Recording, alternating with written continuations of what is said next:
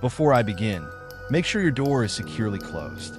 Not because the story is scary, but because when I first read it, I felt something touch my shoulder, and I wasn't alone. This story doesn't like to be told.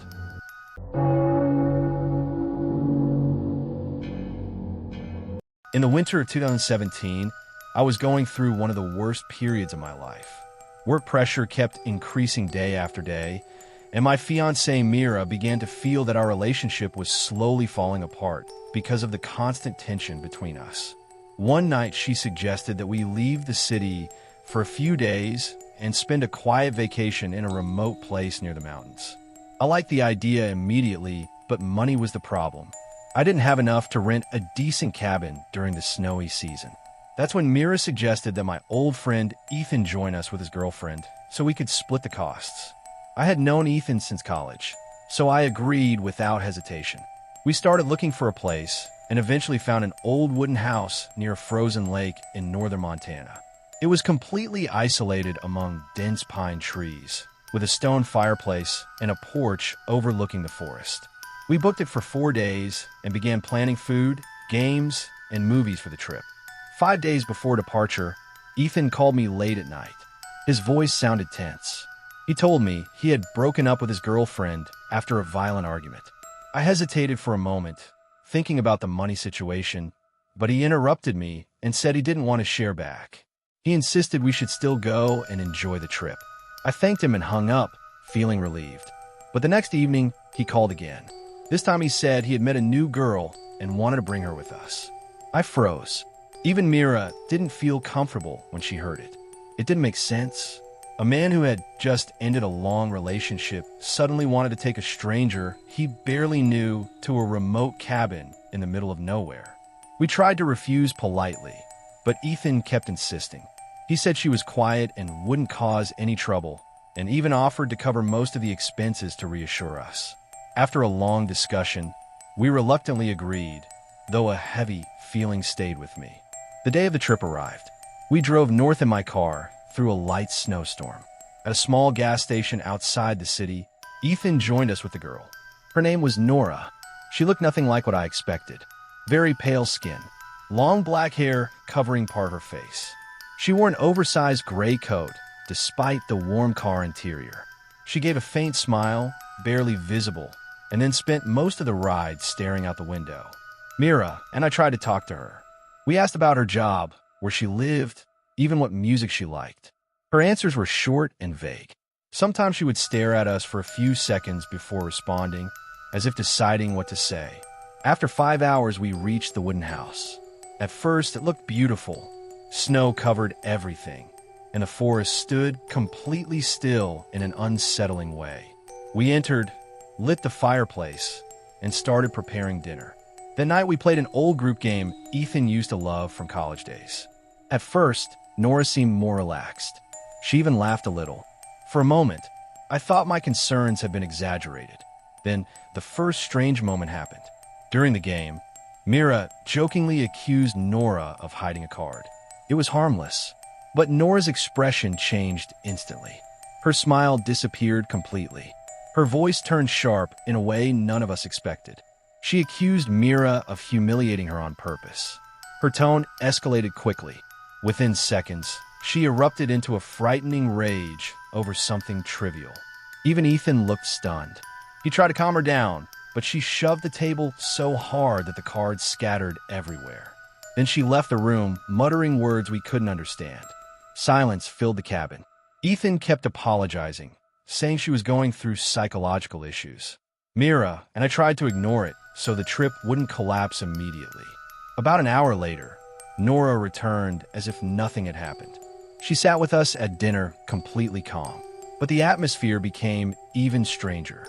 She started mentioning deeply personal details about her and Ethan, things no one should say in front of others. Every time Ethan tried to change the subject, she returned to it again. I noticed Ethan slowly losing his patience, while Mira kept looking at me silently, as if warning me that this trip was going to be worse than we expected. Around midnight, I woke up to a faint sound. Mira was shaking my shoulder, telling me to listen. From the next room, We heard Ethan and Nora arguing. We couldn't understand the words, but the tone alone was enough. There was real anger. Then suddenly, everything stopped. The next morning, Ethan looked exhausted. Nora acted strangely calm, as if nothing had happened. During the day, we walked near the lake, but the tension remained. Ethan barely spoke. Nora followed us in silence most of the time. On the second night, something happened that I still think about. I was asleep when I felt someone standing near the bed. I opened my eyes and saw Ethan in the darkness. His face was pale in a way I had never seen before.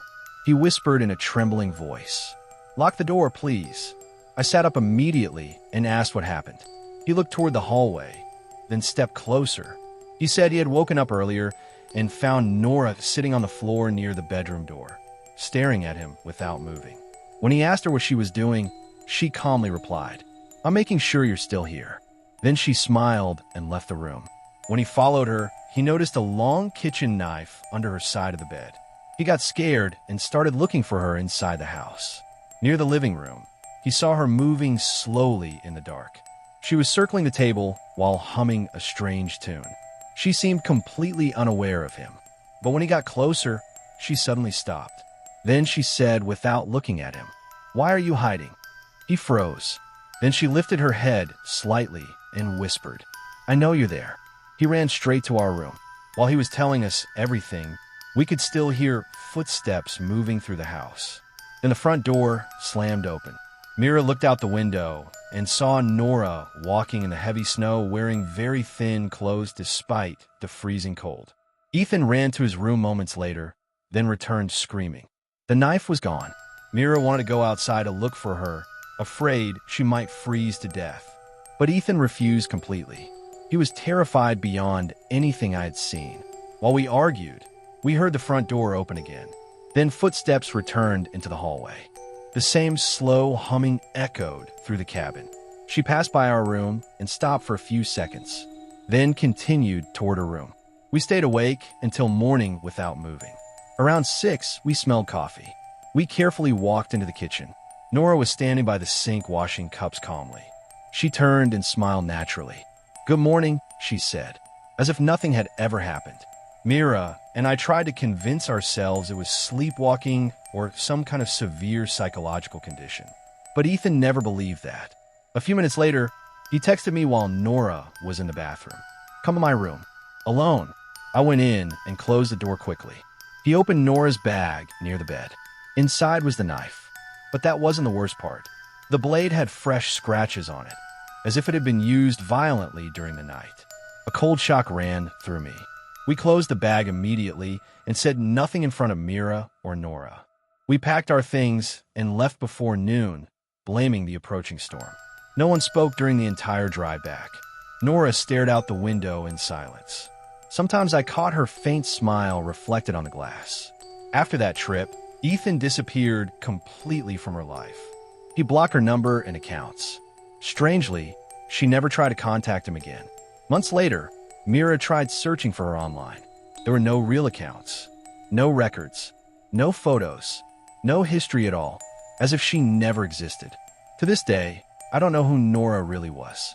I don't know what she intended to do in that isolated house. But I'm certain of one thing. If we had stayed one more night there, none of us might have come back.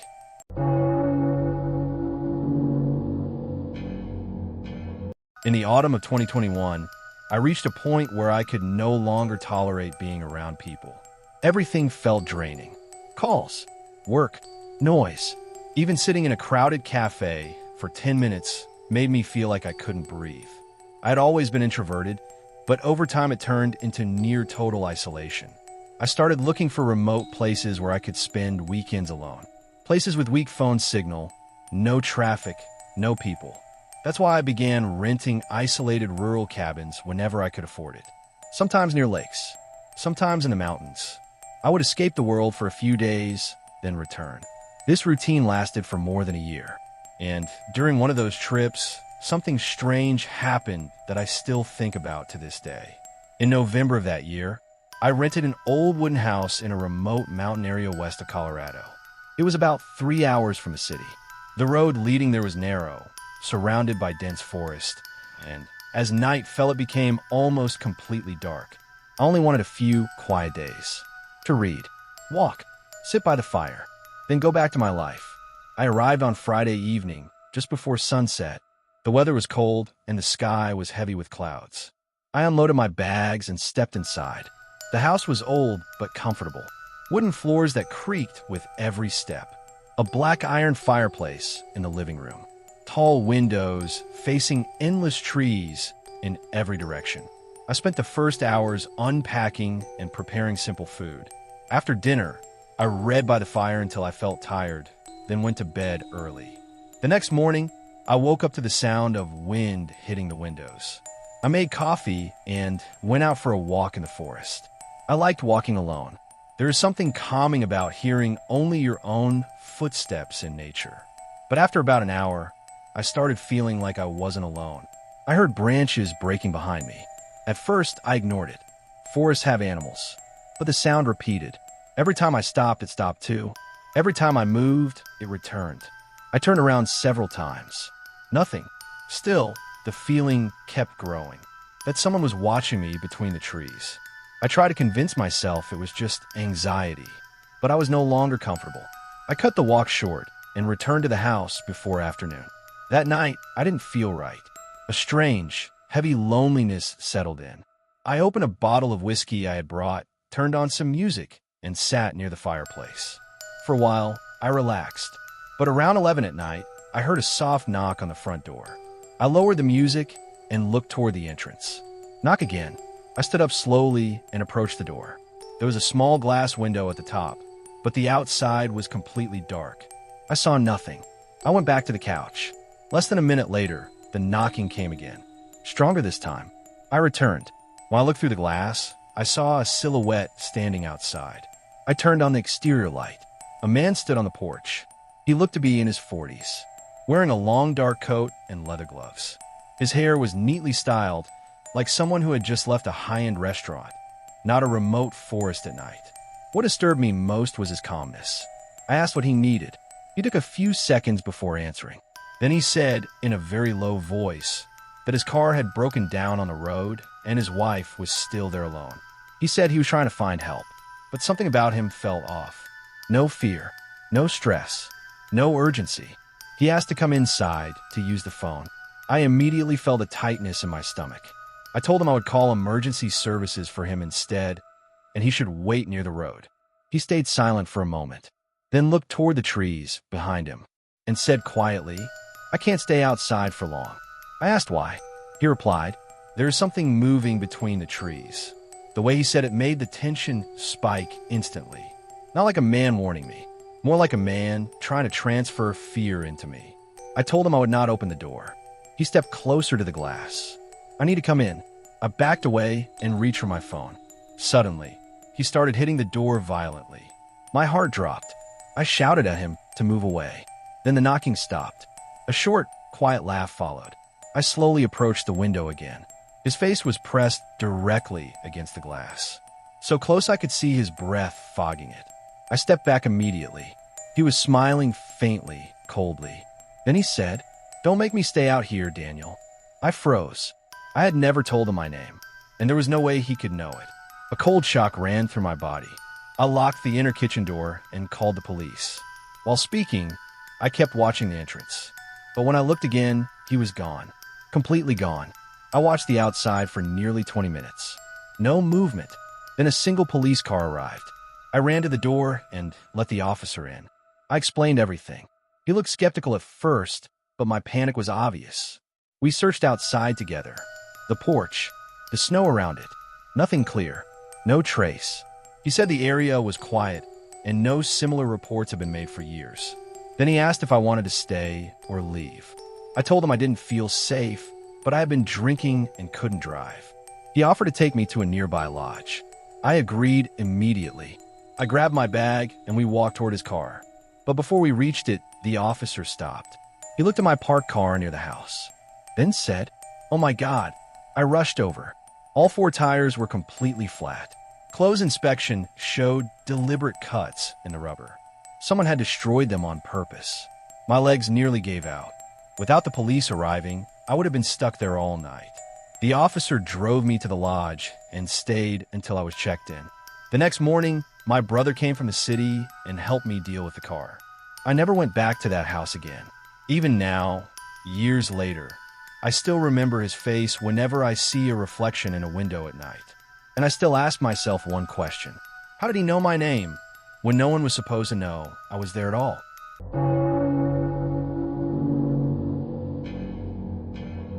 In the winter of 2018, I received a call informing me that my grandfather had died in a small care facility near the northern coast of Maine, USA. I didn't feel the kind of grief my family expected. My relationship with him had always been complicated. He was a silent man with sharp features who spent most of his life away from people inside an old wooden house he had inherited from his father. Throughout my childhood, I often felt that he looked at me as if I were a stranger, even though I was his only grandchild. Days after the funeral, I discovered that he had left me the entire house in his will. Everyone was surprised, since I was the last person anyone expected to inherit anything from him. Even I didn't understand why. But the lawyer told me I couldn't sell it before visiting the property, inspecting its condition, and signing some ownership documents. At first, I planned to send a cleaning company instead, but something inside me pushed me to go myself. Maybe curiosity, or maybe a strange feeling that this would be the last time I would confront the memories of a man who spent his life avoiding people. I arrived in the area on a cold gray evening. The road leading to the house was narrow and surrounded by dense pine trees. Everything there felt lifeless. Even the air itself was unsettlingly still. The moment I opened the door, a suffocating smell hit me. Not just dampness or a closed house smell. It was closer to something rotten left too long in the dark. I stood there for a moment, trying to adjust while scanning the interior. Strangely, the house looked frozen in time. The old radio still sat on the table. Coats still hung near the entrance. Even the same furniture I remembered from childhood was unchanged. I started cleaning immediately to keep my mind from drifting. I opened windows, collected empty bottles, and wiped layers of dust off the shelves. But all the while, there was a faint sound coming from upstairs. A soft scrape, slow footsteps, then silence. I remembered the house had a small storage space above the ceiling. Not a full attic, just a narrow area reached by a foldable metal ladder at the end of the hallway. At first, I ignored it. I told myself it was just rats or animals trapped there after years of neglect. But the sounds continued. After hours of cleaning, I decided to go up. I pulled the rope and the metal ladder dropped down with a painful creak. I climbed slowly, using my phone's flashlight. Before I even fully reached the top, a stronger smell hit me. Rot mixed with old food and dirty fabric. I shined the light around. The space was chaotic. Canned food lids, empty water bottles, dirty blankets, plastic bags thrown into every corner. I froze. My grandfather had been messy at times, but this felt different, as if someone had actually been living here. I rushed back down the ladder, my stomach tightening. I tried to convince myself that maybe in his final years he had been coming up here and leaving things behind, but the thought didn't feel right. Night came quickly. I brought a ready meal from a nearby gas station and ate in the kitchen in silence. The entire house groaned with the wind, wood creaking, pipes ticking faintly. But beneath it all, I heard something else. Movement, directly above me. I tried to ignore it until I went to sleep in my grandfather's old bedroom. The room was cold despite the small electric heater running. I barely slept. I don't know what time it was when I woke up, but this time I heard it clearly. Something heavy dragging across the ceiling. I sat up and listened. Then another sound. Footsteps. Very slow. I immediately got up and grabbed my phone. I stepped into the hallway, and that's when I saw something that froze my blood. The storage door was open, and the metal ladder was hanging down. I was certain I had closed it before sleeping. I stared at it for several seconds. Then I noticed something small near the bottom of the ladder. An empty tuna can. It hadn't been there earlier. My breathing sped up. I closed the ladder quickly and returned to the kitchen. I drank cold water and tried to think logically. Maybe someone had broken in. Maybe a homeless person had found the place and hidden inside.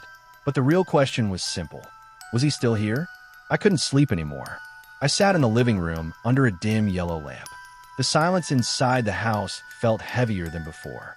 While staring at the floor, I noticed something that hadn't been there earlier. A large blanket placed near the old couch. At first, I didn't understand what bothered me about it. Then I remembered. I had cleaned that exact corner earlier that day. I stood up slowly. Each step felt heavier than the last. I moved closer. Then I saw a dirty shoe sticking out from under the blanket. I stopped instantly. The fabric moved slightly. Once, then again. Someone was breathing underneath it. My body went completely cold. I didn't scream. I didn't move closer. I just stared at the subtle motion, trying to process what I was seeing. Then I heard the breathing clearly from inside. I stepped back silently. Another step. When I reached the kitchen door, I suddenly turned and ran. I grabbed my keys and phone from the table and rushed outside. The air was freezing, burning my lungs, but I didn't stop. I jumped into my car and started the engine as the house lights still glowed behind me. As I reversed down the long driveway, I saw him. A man slowly walked out of the front door. He was extremely thin, long tangled hair, wearing an old, dirty, military-style coat. He didn't run. He didn't shout. He just stood there under the porch light, watching me. His face was pale in a disturbing way, and his eyes were fixed completely on me. I drove fast until I reached the main road, then called the police. About 40 minutes later, officers arrived with me at the house. But the man was gone. They searched everything, and when they climbed into the storage space, they found clear signs that someone had been living there for a long time. Blankets, rotten food, old clothes, and even old photos of my grandfather stored in a box near the wall. One officer told me the house had been mostly abandoned for years, and a homeless person likely found it and stayed without anyone noticing. But what scared me most wasn't the man himself. It was the realization that I had spent hours inside that house while someone else was living directly above me the entire time, watching in silence. After that night, I never returned. I hired a company to handle everything: the cleaning, the furniture removal, the sale of the property. Even now, I sometimes wake up at night remembering the way he stood at the doorway, watching without moving. And I still wonder one thing. If he had been living there all that time, how many times had he watched my grandfather too, from the darkness?